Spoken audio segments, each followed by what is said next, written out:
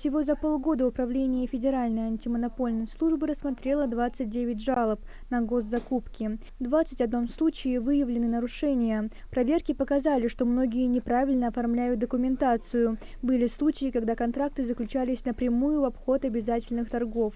Примечательно тот факт, что когда вы находите нарушение, штрафуете организацию, то в принципе они дальше уже стараются придерживаться той концепции, как открытости, прозрачности этих компаний, которые участвуют в торгах, чтобы не ущемлять их интересы.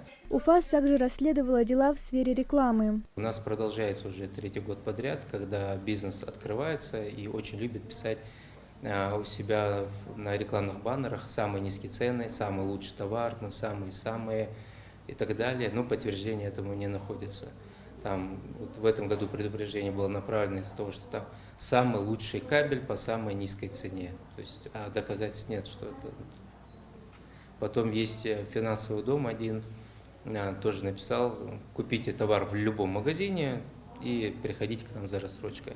В любом магазине, где в России, в Европе, в Магасе. По закону такие заявления должны быть доказаны, иначе это считается нарушением. Одно из самых громких дел УФАС в этом году связано с ростом цен на маршрут Малгобек-Назрань-Малгобек. Жительница пожаловалась на повышение тарифа на 30 рублей. В ходе проверки выяснилось, что официально работать на этом маршруте имеет право только одна компания. По договору с Минпромторгом установленный тариф 85 рублей. Все остальные перевозчики, которые берут по 130, действуют вне закона. По итогам того, как мы выявили, то, что там осуществляют деятельность незаконные перевозчики, в связи с тем, что это не входит в компетенцию полномочий антимонопольных органов, мы указанную информацию буквально на днях направили в прокуратуру республики и Ространснадзор с просьбой выявить и пресечь деятельность указанных нелегальных перевозчиков.